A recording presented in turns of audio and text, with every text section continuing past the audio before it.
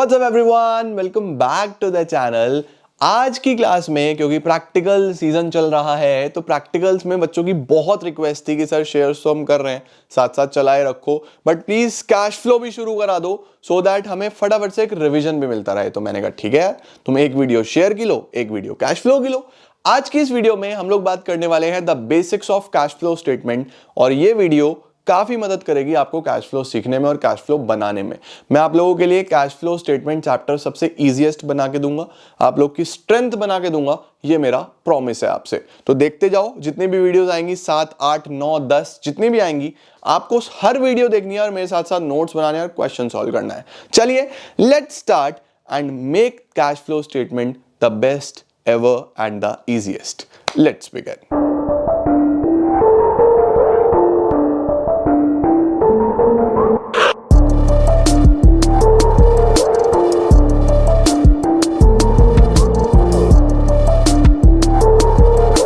आइए जी, आज इस शानदार चैप्टर को शुरू करते हैं जिसका नाम है हमारे पास सर कैश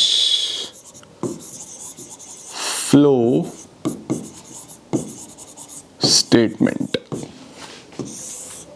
हम लोग चैप्टर को बहुत बेसिक से पढ़ेंगे कि कैश फ्लो स्टेटमेंट क्या है, इसकी जरूरत क्यों पड़ती है, एक्चुअली में what is the need of cash flow. देखो, जब हम किसी कंपनी की बात करते हैं, जब भी हम किसी कंपनी की बात करेंगे तो कंपनी को अपना हिसाब किताब देखना है। हिसाब किताब देखने के लिए कंपनी के पास जो बुक्स होती हैं उनको हम बोलते हैं फाइनेंशियल स्टेटमेंट्स। उनको हम बोलते हैं फाइनेंशियल स्टेटमेंट्स। अब सर फाइनेंशियल स्टेटमेंट्स में कंपनी के पास क्या क्या होता है? देखो, जब हम बात करते हैं कि कंपनी को अपनी प्रॉफिटेबिलिटी देखनी है तो हम लोग बोलते हैं कि कंपनी चेक कर सकता है अपना statement of profit and loss. Statement of profit and loss. Company को अपनी इक्विटी के बारे में देखना है कि यार इक्विटी कैसा चल रहा है, कंपनी के अंदर कितना इक्विटी शेयर्स हैं, प्रेफरेंस शेयर्स हैं, कैसे चल रहे हैं, शेयर्स का क्या हिसाब किताब है। तो statement of changes in equity, ठीक है। कंपनी को अपनी फाइनेंशियल पोजीशन चेक करनी है, कंपनी को अपनी वेल्थ चेक करनी है, कितना कंपनी के पास एसेट्स हैं, कितने कंपनी के पास लाइबिलिटीज हैं। तो हम लोग देखते हैं स्ट्रेट फॉरवर्ड बैलेंस शीट। यही हमारे पास मेन चीजें, यानी कि profit and loss account, trading account, balance sheet, यही हमारे पास सोल प्रोप्राइटर के लिए भी बुक्स होती थी। तो सर फिर हमारे को क्या जरूरत है कैश फ्लो स्टेटमेंट की? इसको समझने के लिए पहले मैं आपको एक छोटा सा एग्जांपल के तौर पे चीजें इजी करूंगा। फॉर एग्जांपल, ये चिंटू है, ठीक है। इस चिंटू का सीजन लगा और चिंटू ने खूब माल बेचा। ओके सर, चिंटू ने खूब माल बेचा, चिंटू ने सेल करी 12 लाख रुपए तो क्रेडिट और 3 लाख रुपए कैश। इट मींस चिंटू ने टोटल 15 लाख रुपए की सेल करी। सही है। अब 15 लाख में मोटे मोटे चिंटू के 3 लाख रुपए के खर्चे हुए, 3 लाख के एक्सपेंसेस हुए और चिंटू ने बोला अरे वाह मजा आ गया, 12 लाख रुपए का प्रॉफिट आ रहा है। यानी टोटल चिंटू के पास 15 लाख रुपए का आरएफओ था, रेवेन्यू फ्रॉम ऑपरेशंस, और 3 लाख के एक्सपेंसेस थे। रेवेन्यू फ्रॉम ऑपरेशन में से हमने एक्सपेंसेस हटा दिए तो हमारे पास प्रॉफिट बिफोर टैक्स आ गया 12 लाख रुपए। चिंटू के पास 12 लाख का प्रॉफिट आ गया, चिंटू फुल खुश। चिंटू अपने घर गया, चिंटू ने जाके मिसेस चिंटू को बताया कि अरे आज तो मजा आ गया। देखो मिसेस चिंटू थोड़ा गुस्से में है, वैसे ही थोड़ा सा इनका मूड ऑफ है। तो चिंटू ने बताया चिंता मत करो, आज 12 लाख का प्रॉफिट हुआ है, आज हम मार्केट चलेंगे, आपको कुछ दिलवाता हूं। चिंटू ने कहा 12 लाख का प्रॉफिट है। ओहो, तो मिसेस चिंटू तो एकदम खुश हो गई, थोड़ा सा चेहरे पे मुस्कान आई कि वाह, चलो फिर एक ज्वेलरी स्टोर में चलो। तो अब ये ज्वेलरी स्टोर में जा रहे हैं दोनों। ये दोनों यहां से उठे और सीधा गए ज्वेलरी स्टोर में। अब ज्वेलरी स्टोर में गए तो मिसेस चिंटू ने बोला आज मैं खूब ज्वेलरी लूंगी क्योंकि 12 लाख तुम्हारे पास हैं। तो इसने 10 लाख रुपए की शॉपिंग कर दी।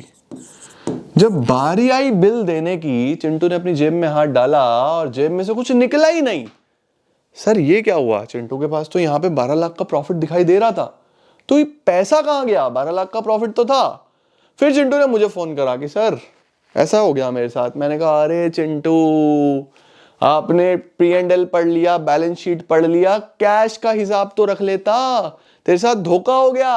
भाई साहब ये आपका जो प्रॉफिट आया 12 लाख, इसमें आप ये भूल गए कि आपकी बहुत सारी सेल उधार थी, अभी तो ये पैसा ही नहीं आया है।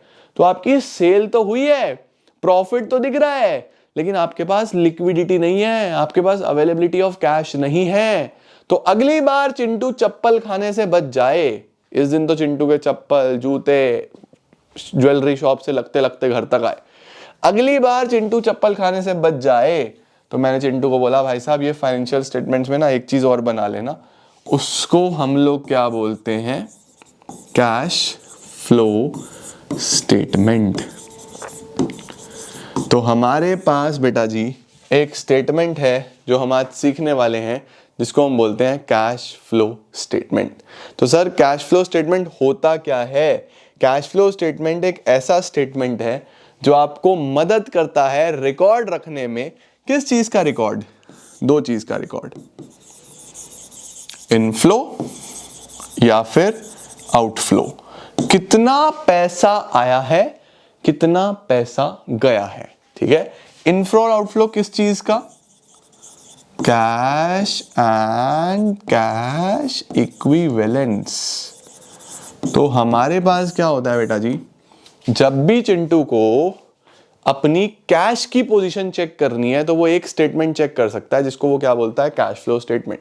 तो what is cash flow statement? आप नोट नंबर 1 करके लिख सकते हो। Cash flow statement is a statement which shows the inflows and outflows of cash and cash equivalents.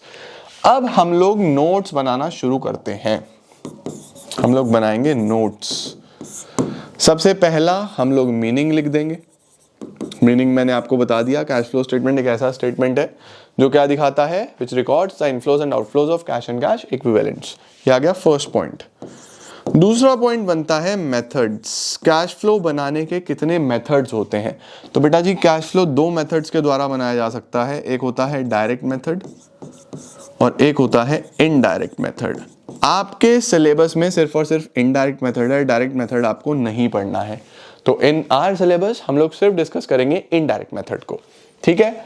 उसके बाद सर कैश फ्लो स्टेटमेंट की अगर मैं बात करूं तो कैश फ्लो स्टेटमेंट में ये कैश एंड कैश इक्विवेलेंट्स जो आपने लिखा, ये कैश एंड कैश इक्विवेलेंट्स क्या है? कैश तो हम जानते हैं, कैश तो हम सबको पता है, सर ये कैश इक्विवेलेंट क्या है? What is this cash equivalent? तो यहां पे बेटा जी आपको एक चीज बताऊंगा मैं कि कैश क्या है हमारे पास, ये तो आप समझते हो, इसमें एक कैश आ जाता है। अब कैश इक्विवेलेंट क्या होता है? वो चीजें जो बिल्कुल कैश के समान है, कैश तो नहीं है लेकिन कैश के जैसा है, जैसे कि आपका बैंक बैलेंस, जैसे कि किसी भी तरीके का कोई चेक, कोई ड्राफ्ट, कोई बिल, ये सब कैश इक्विवेलेंट्स हैं। इसके अलावा अगर आपके पास लिखा आ जाए मार्केटेबल सिक्योरिटी या फिर करंट इन्वेस्टमेंट, तो याद रखना मार्केटेबल सिक्योरिटी आ जाए या करंट इन्वेस्टमेंट आ जाए, इसको भी हमें कैश एंड कैश इक्विवेलेंट्स का पार्ट मानना है। तो कैश और कैश इक्विवेलेंट्स में क्या क्या आ जाएगा? कैश आ जाएगा, बैंक बैलेंस आ जाएगा, चेक ड्राफ्ट्स आ जाएंगे, मार्केटेबल सिक्योरिटीज आ जाएंगी, करंट इन्वेस्टमेंट्स आ जाएंगे। ये याद रखना, ये आपको पहला पॉइंट है जो याद रखना है, ठीक है। नेक्स्ट क्या होता है सर? पॉइंट नंबर 4 बना लेते हैं। पॉइंट नंबर 4 आता है हमारे पास कि कैश फ्लो में कितने प्रकार के पार्ट्स होते हैं, कैश फ्लो कितने पार्ट्स में तैयार होता है, ठीक है। तो मैं लिखूंगा cash flow consists of 3 activities. Cash flow में कितनी एक्टिविटीज होती हैं? 3 प्रकार की एक्टिविटीज होती हैं। यानी कैश फ्लो स्टेटमेंट जब हम बनाते हैं तो उसमें हम 3 चीजों का ध्यान रखते हैं। सर कौन सी 3 चीजें? सबसे पहला होता है हमारे पास cash flow from operating activity. सबसे पहला होता है हमारे पास cash flow from operating activity. दूसरा होता है हमारे पास cash flow from investing activity. दूसरा होता है cash flow from investing activity. और तीसरा होता है हमारे पास cash flow from financing activity. Cash flow from financing activity. तो हमारे पास होता है cash flow from operating activity, हमारे पास होता है cash flow from investing activity, हमारे पास होता है cash flow from financing activity. इन तीनों एक्टिविटीज को जब आप जोड़ देते हो, यानी कि A प्लस बी प्लस सी जब आप कर देते हो, तो आपके पास निकल के क्या आता है? जब आप A प्लस बी प्लस सी कर देते हो, आपके पास निकल के आता है टोटल इनफ्लो या आउटफ्लो ड्यूरिंग द ईयर। पूरे साल में कितना इनफ्लो हुआ है या कितना आउटफ्लो हुआ है, इन तीनों को जोड़ के निकल के आ जाता है हमारे पास। ठीक है, अब आपको जो मेजर टास्क है, मेजर टास्क ये आइडेंटिफाई करना है कि इनमें से कौन सी ऐसी चीज है जो ऑपरेटिंग में जाती है। यानी फॉर एग्जांपल सेल्स है, तो सेल्स को ऑपरेटिंग में लिखूं, इन्वेस्टिंग में लिखूं या फाइनेंसिंग में लिखूं। अगर शेयर इशू करे तो ऑपरेटिंग में लिखूं, इन्वेस्टिंग में लिखूं, फाइनेंसिंग में लिखूं। अगर कोई प्रॉपर्टी खरीदी, पैसा तो गया, तो इन्वेस्टिंग में लिखूं, ऑपरेटिंग में लिखूं, फाइनेंसिंग में लिखूं, कहां लिखूं? तो यही तो हम सीखने वाले हैं, है ना। तो हम लोग ये चीज धीरे धीरे सीख लेंगे कि किस तरीके से कौन सी चीज कहां पे रिकॉर्ड करी जाती है, किस तरीके से किस चीज को कहां पे लिखना है और किस तरीके से कैश फ्लो स्टेटमेंट बनाया जाएगा। ठीक है, तो इस चीज को सीखने के लिए आपको एक एक एक्टिविटी बहुत ही डिटेल में मेरे साथ साथ सीखनी होगी और पूरा कैश फ्लो स्टेटमेंट मेरे साथ साथ आपको तैयार करना होगा। ठीक है, इसके लिए हम ये नोट्स पूरे करेंगे और सारी चीजें बना के चलेंगे। अब आपको क्या करना है, तीनों एक्टिविटी मैंने आपको बता दी। अब आपको पॉइंट नंबर 5, नोट नंबर 5 के साथ शुरू करना है। हम लोग स्टार्ट कर रहे हैं इसके साथ, cash flow from financing activity के साथ हम लोग शुरू करेंगे और कैश फ्लो को धीरे धीरे एक्सटेंड करके सारा सीख लेंगे। सबसे पहले हेडिंग डालेंगे cash flow from financing activity.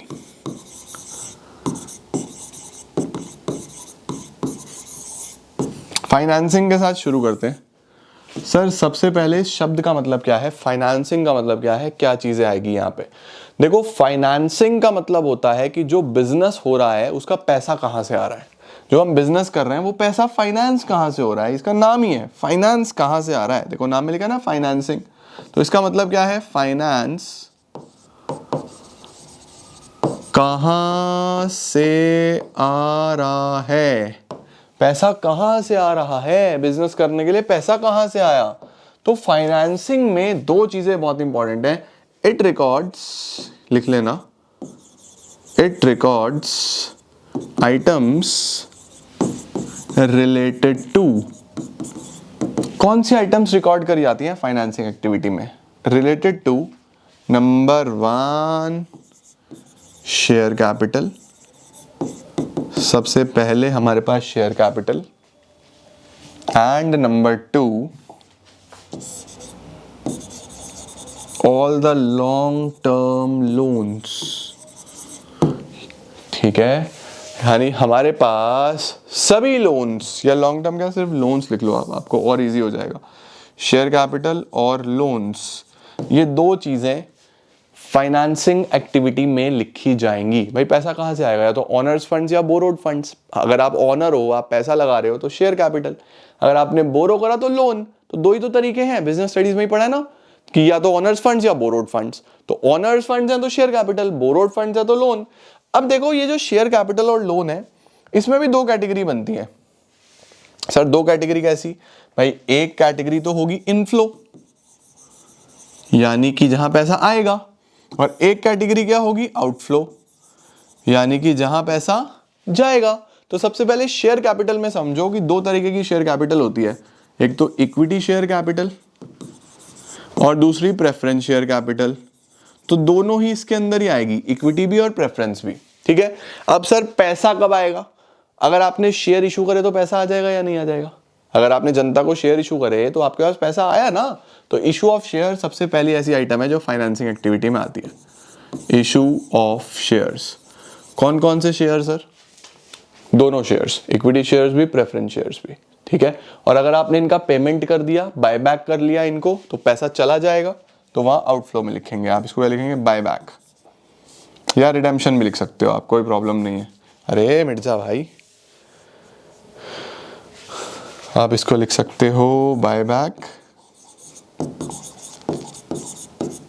Of shares. ठीक हो गया। अब सर इन शेयर्स पे हमें डिविडेंड भी देना पड़ेगा।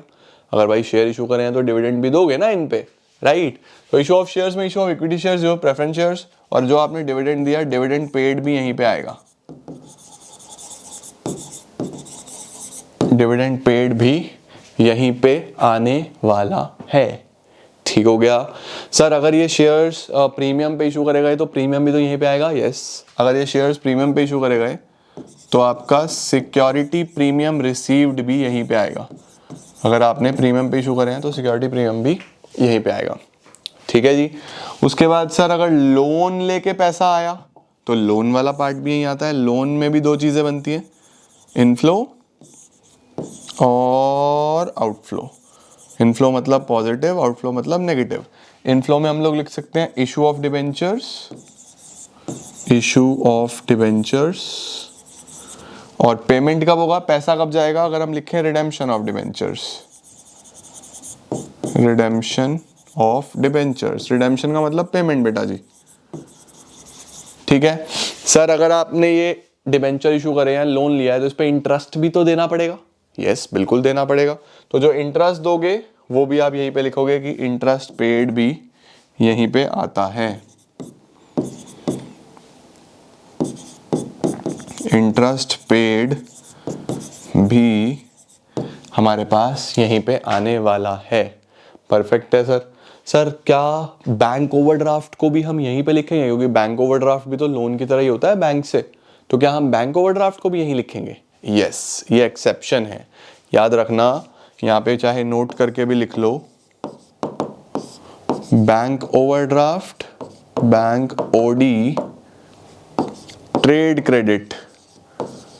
बैंक ओवरड्राफ्ट हो, ट्रेड क्रेडिट हो या कैश क्रेडिट हो, ट्रेड क्रेडिट या कैश क्रेडिट हो सकता है, तो बैंक ओवरड्राफ्ट हो या ट्रेड क्रेडिट, कैश क्रेडिट हो, are part of financing activity. Cash credit और बैंक ओवरड्राफ्ट हमारे पास फाइनेंसिंग एक्टिविटी का पार्ट है। तो अगर आपका बैंक ओवरड्राफ्ट बढ़ रहा है, इसका मतलब क्या है कि आप लोन ले रहे हो, तभी तो बढ़ रहा है ना, पैसा आ रहा है। तो यहां पे लिखता हूं इंक्रीज इन बैंक ओवरड्राफ्ट। अगर बैंक ओवरड्राफ्ट बढ़ रहा है तो इधर लिखना, और अगर कम हो रहा है इसका मतलब आप पे कर रहे हो, decrease in bank overdraft. Sir कम होने का क्या मतलब हुआ? लाइक फॉर एग्जांपल 2021 में आपका बैंक ओवरड्राफ्ट 20,000 का था, 2022 में एक साल बाद वही बैंक ओवरड्राफ्ट कम हो गया, 5,000 हो गया। तो कम खुद तो नहीं होगा, आपने पे करा होगा तभी कम होगा ना। तो अगर पे करा तो वो पैसा जाएगा। तो हमारे पास फाइनेंसिंग एक्टिविटी में मेनली ये चीजें आती हैं, जिसमें आपको मेनली याद रखना है कि फाइनेंसिंग में दो चीजों से रिलेटेड आइटम्स आएंगी। सर कौन सी दो चीजों से रिलेटेड? चल जा भाई, ऐसी क्या बात हो गई, नाराज है क्या मेरे से? कौन सी दो आइटम सर? एक तो शेयर कैपिटल और दूसरा लोन। अब शेयर कैपिटल में पैसा कब आएगा और कब गया, इसका ध्यान रखना। पैसा कब आएगा? अगर मैंने शेयर इशू करे या फिर प्रीमियम मिला शेयर पे। सर पैसा कब जाएगा? जब मैंने इन शेयर्स का पेमेंट कर दिया, यानी बायबैक कर दिया, डिविडेंड दिया। ठीक है। सिमिलरली अगर लोन लिया यानी इशू ऑफ डिबेंचर, ठीक है, या बैंक से लोन लिया तो overdraft, increase in bank overdraft.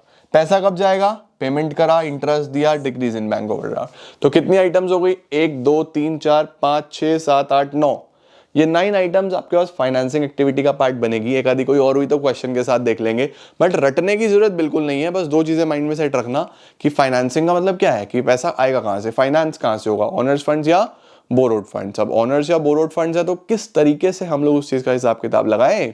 तो ऑनर्स फंड्स या बोरोड फंड्स में शेयर कैपिटल या फिर लोन, सिंपल। ठीक है, ये आपका फाइनेंसिंग एक्टिविटी का पार्ट होता है। Done done done done done done. इसके बाद क्या होता है सर? ये तो हमने cash flow from financing activity done कर दिया, यानी हमारा ये वाला पार्ट डन। अब इस पे चलें, cash flow from investing activity. चलो नोट नंबर 6, नोट नंबर 6। ये जो नोट्स है ना भाई, ये तुम्हारे लिए सबसे बड़ा एसेट होंगे कैश फ्लो में। देख लेना तुम एग्जाम से पहले कितनी मदद करेंगे ये।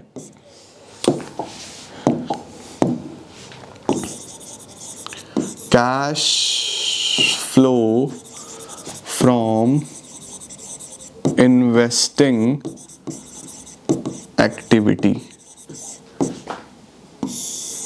आओ जी सर, इन्वेस्टिंग एक्टिविटी का क्या मतलब होता है? नाम में ही लिखा हुआ है भाई, इन्वेस्टिंग एक्टिविटी। इन्वेस्टिंग का मतलब इन्वेस्ट करना, कि आपका पैसा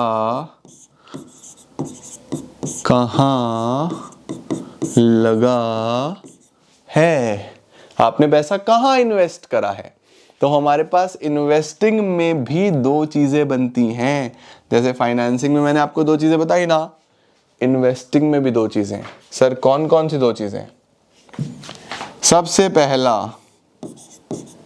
फिक्स्ड एसेट्स, जिनको हम प्रॉपर्टी प्लांट इक्विपमेंट बोलते हैं, और दूसरा जो सबसे इंपॉर्टेंट है, नॉन करंट इन्वेस्टमेंट्स।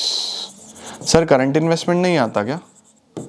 बेटा जी, current investment cash and cash equivalent का पार्ट है, ऊपर लिखवाया था ना, यहाँ पे चाहे हिंदी में लिख लेना अपने पास, current investment is a part of cash and cash equivalents, non current investment. सही है? तो इन्वेस्टिंग में दो चीजें हैं जी, फिक्स्ड एसेट्स और नॉन करंट इन्वेस्टमेंट। पैसा यहीं तो इन्वेस्ट करोगे, या तो कोई संपत्ति खरीदोगे, कोई फर्नीचर खरीदोगे, कोई बिल्डिंग खरीदोगे, कोई मशीनरी खरीदोगे, तो इसमें इन्वेस्ट करा ना, या फिर कोई इन्वेस्टमेंट लंबे समय के लिए किसी बिजनेस में इन्वेस्ट करोगे, शेयर्स खरीदोगे, कोई शेयर इशू करा तो पैसा आया, फाइनेंसिंग का पार्ट है। शेयर खरीदा तो तुमने इन्वेस्ट करा किसी कंपनी में, इन्वेस्टिंग का पार्ट है। हाँ या ना? समझ के चलो, कैश फ्लो को दिमाग लगा के चलो। क्वेश्चन कराऊंगा ना बेटा, मजा आ जाएगा, क्लैरिटी आ जाएगी। और मुझे लगता है मेरी YouTube पे मैं यूजुअली 20 मिनट तक का वीडियो बनाता हूँ, बट कैश फ्लो के सारे रूल्स नोट्स कराऊंगा, बेसिक्स कराऊंगा, शायद ये 40 मिनट तक जाएगा वीडियो, कोई बात नहीं। फिक्स्ड एसेट सीखते हैं। सर फिक्स्ड एसेट दो चीजें, पैसा आ रहा है या जा रहा है, या तो इनफ्लो यानी पॉजिटिव पैसा आएगा, आउटफ्लो यानी नेगेटिव पैसा जाएगा। सर अगर मैं कोई बिल्डिंग खरीद लेता हूं या मैं कोई मशीन खरीद लेता हूं तो पैसा जाता है, तो सबसे पहले A part, purchase of fixed asset. कुछ बच्चे कंफ्यूज हो जाते हैं, बेटा आपने एसेट खरीदा तो पैसा गया, आप कैश फ्लो स्टेटमेंट बना लो, एसेट फ्लो नहीं बना रहे। तो एसेट खरीदा, पैसा गया, सर वही एसेट बेच दिया तो ठीक है, तो यहां पे क्या आएगा,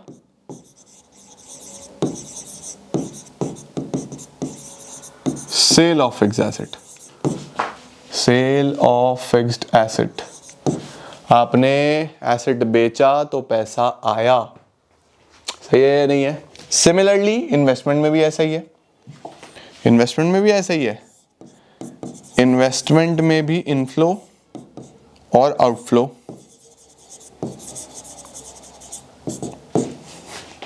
इनफ्लो कब होगा सर? जब आपने इन्वेस्टमेंट बेचा है, sale of non current investment. Outflow कब होगा सर? जब आपने कोई इन्वेस्टमेंट खरीदा है, purchase of non current investment. तो हमारे पास sale of non current investment inflow में आता है, purchase of non current investment हमारे पास आउटफ्लो में आता है। उसके बाद ये जो एसेट है, फिक्स्ड एसेट्स और नॉन करंट इन्वेस्टमेंट, आपने कुछ भी खरीदा होगा उस पर इंटरेस्ट तो आएगा ना, है ना, या डिविडेंड तो आएगा ना। सही बात है या नहीं है?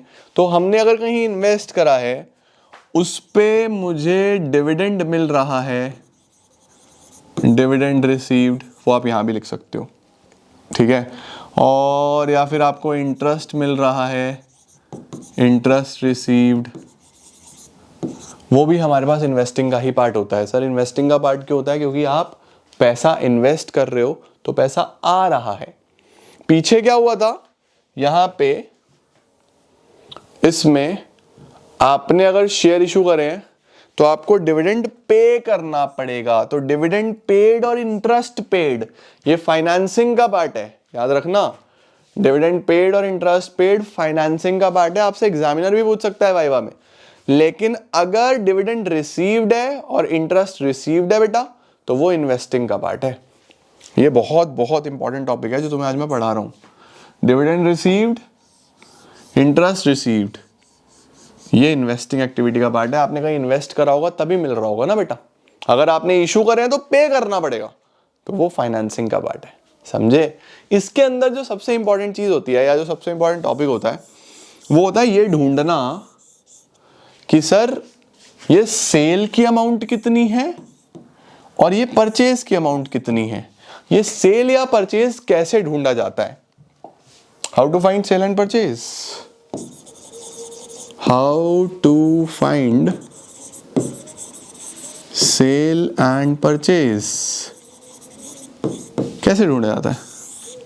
तो सेल एंड परचेज ढूंढने के लिए बेटा हमें अकाउंट बनाना पड़ता है। इसको ढूंढने का एक ही तरीका है, मेक अकाउंट्स। आप क्या करो, अकाउंट्स बनाओ। सर कौन से अकाउंट्स बनते हैं, किस तरीके से बनते हैं, क्या क्या तरीका होता है, वो हम लोग एक सेपरेट वीडियो में डिस्कस करेंगे। बट मेनली मेरा काम आज बेसिक्स करवाना है, जो कि मैं आपको करवा रहा हूँ। तो this is in fact all about कौन सा एक्टिविटी, ये सब हम पढ़ रहे हैं इन्वेस्टिंग एक्टिविटी के बारे में। ठीक है जी। तो हमने 2 एक्टिविटीज पूरी करी बड़े शानदार तरीके से। हमने फाइनेंस, अरे चल जा भाई, तो क्यों रुक जाता है बीच में?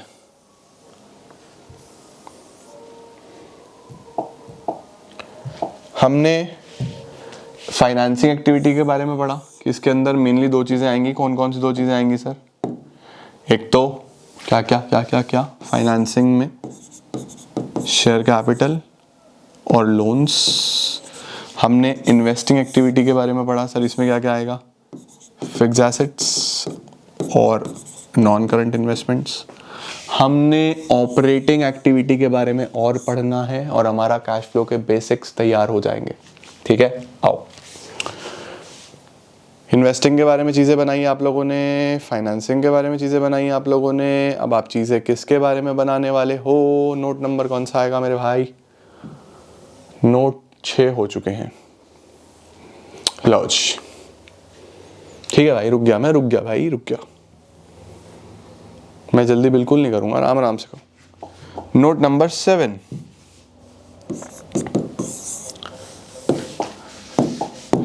आप हेडिंग डालेंगे cash flow from operating activity. Very very important and the most important aspect of cash flow statement, cash flow from operating activities. Sir क्या होता है ऑपरेटिंग एक्टिविटी? बेटा ऑपरेटिंग का मतलब बिजनेस के ऑपरेशंस, जिस चीज में आप डील करते हो, आपको डेटर से पैसा आ रहा है, आप क्रेडिटर को पे कर रहे हो, आप माल बेच रहे हो, सब ऑपरेशंस, जिस चीज का आपका बिजनेस है, वो सब पैसा इसमें आएगा। या ऐसे बोल दो कि जो जो चीजें इन्वेस्टिंग फाइनेंसिंग में नहीं आई, वो सब इसमें आएंगी। सर जब भी हम ऑपरेटिंग एक्टिविटी की बात करेंगे तो ऑपरेटिंग एक्टिविटी में क्या क्या आएगा? तो बेटा जी ऑपरेटिंग एक्टिविटी को समझने के लिए याद रखना कि आपको क्या करना होगा। जब आप ऑपरेटिंग एक्टिविटी बनाओगे तो ऐसा लिखोगे, cash flow from operating activity. और ऑपरेटिंग एक्टिविटी में आपको 3 चीजें मेनली कैलकुलेट करनी है। यानी ऑपरेटिंग एक्टिविटी 3 पार्ट्स में बनता है। सबसे पहला पार्ट होता है net profit before tax. Net profit before tax. आपको क्वेश्चन में क्या दिया होगा? Net profit after tax. आपको क्या कैलकुलेट करना है? Net profit before tax. दूसरी मोस्ट इंपॉर्टेंट चीज जो आपको कैलकुलेट करनी है वो है operating profit. Operating profit before working capital. Sir ये वर्किंग कैपिटल क्या होता है? वर्किंग कैपिटल पता है ना, current assets minus current liabilities. तो हम लोगों को ऑपरेटिंग प्रॉफिट निकालना है बिफोर वर्किंग कैपिटल, यानी करंट एसेट्स करंट लायबिलिटीज से पहले, और उसके बाद last cash generated from operations.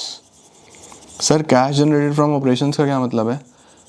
Simple, working capital के बाद, करंट एसेट्स करंट लायबिलिटीज के बाद कैश जनरेटेड फ्रॉम ऑपरेशंस। ये हमारे पास तीसरी चीज आ रही है। ठीक है जी, परफेक्ट है जी। आओ जी, अब इसको सीखने की कोशिश करते हैं। अब ऑपरेटिंग एक्टिविटी को समझने की कोशिश करते हैं कि ऑपरेटिंग एक्टिविटी में सबसे पहले मुझे क्या चाहिए। देखो आपको सबसे पहले ना बेटा ये नेट प्रॉफिट बिफोर टैक्स चाहिए। नेट प्रॉफिट बिफोर टैक्स के लिए आप नोट नंबर 8 पहले से ही बना लो। Note number 8, calculation of net profit before tax and extraordinary items भी। कुछ लोग, अगर आप टीएस फॉलो करते हो तो वहां पे net profit before tax and extraordinary items भी आ रहा होगा, but net profit before tax is sufficient. क्या है अब यहाँ पे, सबसे पहले हम लोग यहाँ पे लिखते हैं कि हमारे पास जो नेट प्रॉफिट दिया हुआ होता है वो आफ्टर टैक्स दिया हुआ होता है, ठीक है। तो हम लोग यहाँ पे क्या करने वाले हैं, हमें नेट प्रॉफिट बिफोर टैक्स को मैं एनपीबीटी बोल रहा हूँ। अगर मुझे एनपीबीटी कैलकुलेट करना है तो इसको कैलकुलेट करने का एक तरीका है, वो है करंट ईयर का प्रॉफिट। सबसे पहले जाओ जी भाई साहब, बाहर जाना है आपको। करंट ईयर का प्रॉफिट माइनस प्रीवियस ईयर का प्रॉफिट। तो करंट ईयर का प्रॉफिट ले लेना है आपको, बैलेंस शीट में मिलेगा रिजर्व्स एंड सरप्लस में, अभी क्वेश्चन कराऊंगा। करंट ईयर का प्रॉफिट माइनस प्रीवियस ईयर का प्रॉफिट, एक वैल्यू आ जाएगा, ठीक है। ये क्या है आपके पास, ये आपके पास वो वैल्यू है कि टोटल मेरे पास इतना पैसा आया है इस साल में, सही है। इसके अंदर मैं 4 चीजें ऐड करने वाला हूं। इसके अंदर कितनी चीजें ऐड करने वाला हूं, 4, याद कर लो, TIPP टिप। क्या लिखने वाले हैं हम इसके अंदर, 4 चीजें, टिप, TIPP टिप। सबसे पहले टी क्या होता है, टी होता है हमारे पास ट्रांसफर टू रिजर्व। जितना भी पैसा रिजर्व में डाला हुआ है वो आप इससे ऐड कर दो। दूसरा इंटरिम डिविडेंड, इंटरिम डिविडेंड। तीसरा प्रपोज डिविडेंड, और last provision for tax, provision for tax. 4 चीजें आपको ऐड करनी है, आपके पास नेट प्रॉफिट बिफोर टैक्स आ जाएगा। बस इसमें से एक चीज हटानी है, जो कि क्या है, रिफंड ऑफ टैक्स। माइनस करना है रिफंड ऑफ टैक्स, ये आपको माइनस करना है। तो जो आपके पास वैल्यू आएगी, इसी वैल्यू को हम क्या बोलते हैं, नेट प्रॉफिट बिफोर टैक्स, ठीक है। Current year minus previous year, 4 चीजें इसके अंदर आपको ऐड बैक कर देनी है। वापस से क्या ऐड बैक कर देनी है, देखो ये टैक्स के बाद था तो हमने इसमें सब कुछ ऐड कर दिया जो चीज इसमें से माइनस हो चुकी थी। जैसे सबसे पहले ट्रांसफर टू रिजर्व, अगर कुछ पैसा जनरल रिजर्व में डाला हुआ है। इंटरिम डिविडेंड, अगर साल के बीच में कोई डिविडेंड दिया था। प्रपोज डिविडेंड, जो प्रपोज कराया। प्रोविजन फॉर टैक्स, जो आपका टैक्सेस थे, वो सब वापस जोड़े तो आप नेट प्रॉफिट बिफोर टैक्स पे आ रहे हो। और अगर कोई रिफंड आया तो वो हटा दिया, क्योंकि वो पिछले साल का होगा, वो हटा दिया। तो एनपीबीटी कैसे कैलकुलेट होता है, नेट प्रॉफिट बिफोर टैक्स कैसे कैलकुलेट होता है, current year profit minus previous year profit plus tip minus refund, ठीक है। इसके क्वेश्चन अभी हम करने वाले हैं, ये नोट करो। डन हो गया, चलो अब वापस से इस पे आते हैं। आपको नेट प्रॉफिट कैलकुलेट करना आ गया। अब आपको नेट प्रॉफिट से कहां जाना है, ऑपरेटिंग प्रॉफिट पे। आओ मैं आपको एक चीज दिखाता हूं बहुत शानदार। एज्यूम करो कि हम लोग एक प्रॉफिट एंड लॉस अकाउंट बना रहे हैं। अब प्रॉफिट एंड लॉस अकाउंट बेटा जी क्लास 11th का कॉन्सेप्ट है। अगर आपको नहीं आता तो प्लीज मेरी एक बार क्लास 11th की ट्रेडिंग P&L वाली वीडियो देखना, आपको क्लैरिटी आएगी। प्रॉफिट एंड लॉस अकाउंट की शुरुआत किसके साथ होती है, ग्रॉस प्रॉफिट के साथ। ग्रॉस प्रॉफिट ब्रॉट डाउन, इधर आप ग्रॉस प्रॉफिट को ब्रॉट डाउन करते हो, ठीक है। उसके बाद क्या होता है, उसके बाद हम यहां पे खर्चे लिखते हैं, जिन खर्चों को हम इनडायरेक्ट एक्सपेंसेस बोलते हैं। बट इनडायरेक्ट एक्सपेंसेस 2 तरीके के होते हैं, ऑपरेटिंग, नॉन ऑपरेटिंग। तो हम लोग यहां पे सबसे पहले ऑपरेटिंग एक्सपेंसेस लिखते हैं, जो हमारे जनरल डेली के एक्सपेंसेस होते हैं, बिजनेस का पार्ट होते हैं ऑपरेटिंग एक्सपेंसेस, वो हम लिख देते हैं। इधर हम लोग लिखते हैं ऑपरेटिंग इनकम्स,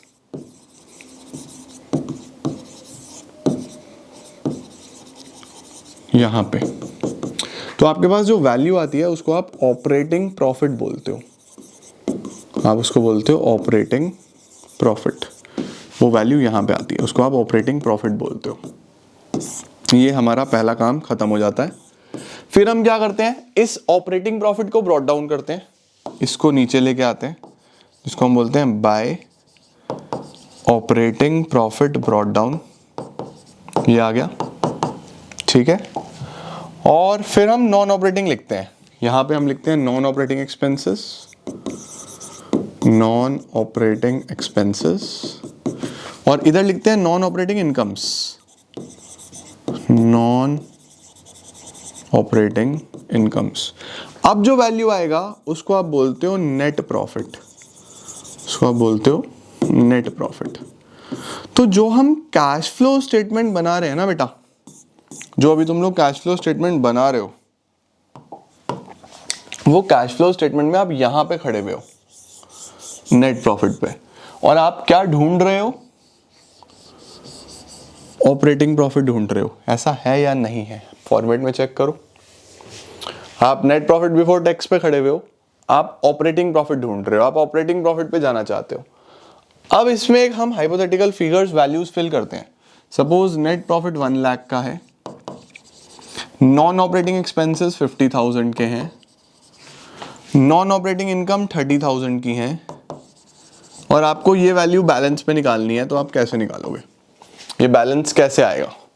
तो आप क्या करोगे? इसका सम करोगे। 1 लाख प्लस 50 इज 150,000, इधर भी 150 आएगा।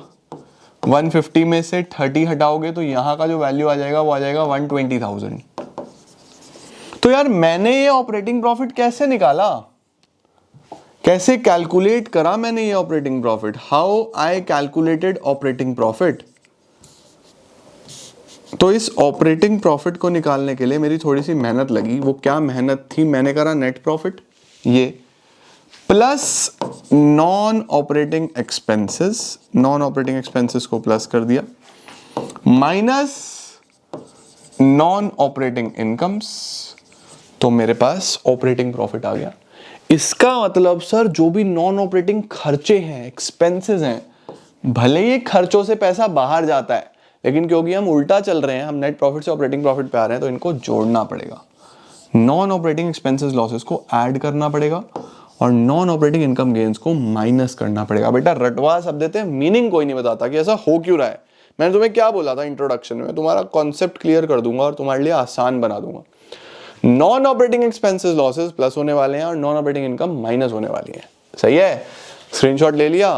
आओ जी, इसको लिख देते हैं। यहां पे हम क्या ऐड करने वाले हैं? यहां पे हम ऐड करने वाले हैं non operating non cash expenses and losses, ठीक है, और लेस क्या करने वाले हैं? Non operating non cash incomes. Non cash non operating में आप डेप्रीसिएशन लिख लो, loss on sale of asset लिख लो, इस तरीके की चीजें, ठीक है। कोई इंटरेस्ट पेड वगैरह लिख लो, इंटरेस्ट ऑन डिवेंचर, वो यहीं पे आ जाता है। ओके। और नॉन ऑपरेटिंग इनकम्स की अगर हम बात करें तो आप क्या माइनस करने वाले हो? Gain on sale of asset, interest dividend, interest dividend received, और इंटरेस्ट डिविडेंड पेड यहां ऊपर आ जाता है। ठीक है, ऑपरेटिंग प्रॉफिट पे आ गए। अब वर्किंग कैपिटल से पहले आपके पास ऑपरेटिंग प्रॉफिट आ गया। अब वर्किंग कैपिटल को एडजस्ट करो, तो यानी यहाँ पे जो एडजस्टमेंट होगी वो करंट एसेट और करंट लायबिलिटी की होगी। यहाँ पे याद रखना बेटा, जो ऐड होता है लायबिलिटीज के साथ सीधा सीधा रिलेशन है। लायबिलिटी के साथ प्रॉफिट सीधा सीधा जाएगा। लायबिलिटी बढ़ गई तो आप भी प्लस कर देना, लायबिलिटी कम हो गई तो आप भी माइनस कर देना। एसेट के साथ उल्टा जाएगा, बढ़ा तो आप माइनस करना, कम हुआ तो आप प्लस करना। कौन से एसेट्स? Current assets. ठीक है, तो ऐड क्या करना है? ऐड करना है increase in current liability, less करना है डिक्रीज इन करंट लायबिलिटी। यानी लायबिलिटी, करंट लायबिलिटी अगर बढ़ रही है तो आप भी बढ़ाओ, प्लस कर दो, कम हो रही है तो आप भी घटाओ, माइनस कर दो। करंट एसेट के साथ उल्टा, अगर करंट एसेट डिक्रीज हो रहा है तो प्लीज आप उसको ऐड करना, ये चीजें प्लस होंगी, ये ऐड होंगी, और इंक्रीज इन करंट एसेट, ये तीनों चीजें माइनस होंगी। सही है? तो ये करने के बाद आपके पास कैश जनरेटेड फ्रॉम ऑपरेशंस आ जाएगा। तो इसके अंदर जो चैलेंज है ना बेटा ऑपरेटिंग एक्टिविटी में, इसके क्वेश्चन से तुम्हें क्लैरिटी आएगी। फिलहाल फॉर्मेट बना लो, नोट्स बना लो। वो क्या है? नेट प्रॉफिट बिफोर टैक्स निकालना आना चाहिए, वो मैंने सिखाया। Current year minus previous year plus tip minus refund. उसके बाद ये सब प्लस करने हैं non operating non cash expenses losses, less करनी है non operating non cash incomes gains. उसके बाद आपके पास ऑपरेटिंग प्रॉफिट आ गया। ऑपरेटिंग प्रॉफिट में आप करंट एसेट्स करंट लायबिलिटी को एडजस्ट करोगे, आपके पास कैश जनरेटेड फ्रॉम ऑपरेशंस आ जाएगा। बिल्कुल लास्ट में जब ये भी आ गया, इसमें से आपको इनकम टैक्स माइनस कर देना है, इनकम टैक्स पेड, ये आप यहां से माइनस कर दोगे तो आपकी वैल्यू बाहर आ जाएगी। समझे? ये थोड़ा सा बड़ा पार्ट है और आपका पूरा का पूरा cash flow from operating activity ऐसे बनता है। ठीक हो गया बेटा जी, सही हो गया। इसके बाद हमारे पास एक इंपॉर्टेंट पार्ट आता है, वो क्या होता है सर? नोट नंबर 9, पूरा का पूरा कैश फ्लो स्टेटमेंट का फॉर्मेट। पूरा का पूरा कैश फ्लो स्टेटमेंट आपके किताब में बहुत बड़ा कैश फ्लो स्टेटमेंट का फॉर्मेट बना हुआ होगा, बट मैंने उसको बहुत सिंप्लीफाई करा है कि कैश फ्लो स्टेटमेंट में हम लोग लिखने क्या वाले हैं, कैश फ्लो स्टेटमेंट किस तरीके से बनने वाला है, फाइनल अमाउंट क्या आने वाला है, कैसे होता है, मैंने बहुत सिंप्लीफाई करा। जब भी आपको कैश फ्लो स्टेटमेंट बनाना हो तो आपको पता है कि आपके पास 3 हेडिंग्स हैं। सबसे पहला हेडिंग क्या है? Cash flow from operating activity. और इस ऑपरेटिंग एक्टिविटी में आपको 3 चीज़ों का ध्यान रखना है। सर सबसे पहली कौन सी चीज़ है? सबसे पहली चीज़ जो आपको आनी चाहिए वो है नेट प्रॉफिट बिफोर टैक्स। ये कैलकुलेट करके यहाँ पे लिख देना। नेट प्रॉफिट बिफोर टैक्स कैसे कैलकुलेट होता है, इसके लिए आपको मैंने नोट बनवा दिया, ठीक है। उसके बाद आप इस नेट प्रॉफिट बिफोर टैक्स में ऐड करते हो non cash, non operating expenses losses, और लेस करते हो non cash, non operating incomes and gains, ठीक है। तो आपके पास क्या निकल आता है? ऑपरेटिंग प्रॉफिट आ जाता है, operating profit before working capital changes. ये सब आपने यहाँ पे ये ऐड करा, ये सब्ट्रैक्ट करा, तो जो वैल्यू आया इस वैल्यू को हम operating profit before working capital changes बोलते हैं, ठीक है। फिर आप करंट लायबिलिटी का ट्रीटमेंट क्या है? अगर करंट लायबिलिटी बढ़ी तो आप भी बढ़ा दो, और अगर करंट लायबिलिटी कम हुई तो आप भी घटा दो। करंट एसेट अगर कम हुआ तो आप प्लस कर देना, करंट एसेट अगर बढ़ गया तो आप माइनस कर देना, ठीक है। यानी कि 2 चीजें प्लस और 2 चीजें माइनस। ये सब करने के बाद एक फाइनल वैल्यू यहाँ पे प्लस या माइनस होगी। ये होने के बाद जो वैल्यू आएगी उसको आप क्या बोलते हो? उसको आप बोलते हो कैश जनरेटेड फ्रॉम ऑपरेशंस। इसको हम यहां लिखते हैं, ठीक है। लास्ट में आपको लेस करना है यहां से इनकम टैक्स, ये आपको यहां से लेस करना है। अब जो वैल्यू आएगी आपके पास वो फाइनल अमाउंट है जो बाहर जाएगी ऑपरेटिंग एक्टिविटी का कैश फ्लो। ये आपका सबसे पहला पार्ट बना, इसको हम क्या बोलेंगे? कैश फ्लो या फिर कैश यूज्ड। अगर ये वैल्यू नेगेटिव आ जाए तो हम इसको कैश यूज्ड बोल देंगे इन ऑपरेटिंग एक्टिविटी। डन हो गया। फिर उसके बाद आपका बी पार्ट क्या बनता है? बी पार्ट बनता है cash flow from investing activity. Investing activity में मैंने आपको मेन 3 4 5 आइटम्स लिखवाई, ठीक है। वही सभी items A B C D E etcetera, वो सभी आइटम्स यहाँ पे प्लस माइनस होके एक फाइनल वैल्यू होगी जो बाहर जाएगी, जिसको हम क्या बोलेंगे? Cash flow from investing activity. Investing में मेनली 2 चीज़ें जो मैंने आपको बताया, एक तो फिक्स एसेट से रिलेटेड और एक नॉन करंट इन्वेस्टमेंट से रिलेटेड। फिर तीसरा आप क्या बनाओगे? Cash flow from financing activity.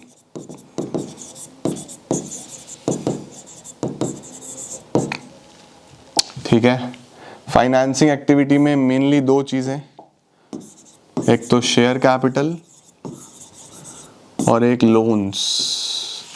इन 2 चीज़ों से रिलेटेड आइटम्स प्लस माइनस होगी और एक फाइनल अमाउंट आएगी जो बाहर चली जाएगी, जिसको हम क्या बोलेंगे? Cash flow from financing activity. तो हमारे पास 3 चीज़ें आई, ये ऑपरेटिंग, ये इन्वेस्टिंग, ये फाइनेंसिंग।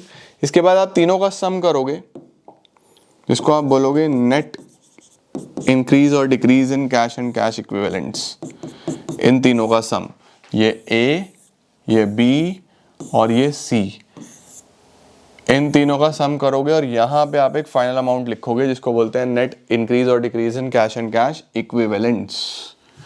फिर आप इसमें क्या जोड़ते हो, आप इसमें ऐड करते हो opening cash and cash equivalents. ये कहाँ से आते हैं opening cash and cash equivalent? Balance sheet में गिवन होते हैं, वो आप यहाँ पे प्लस करते हो।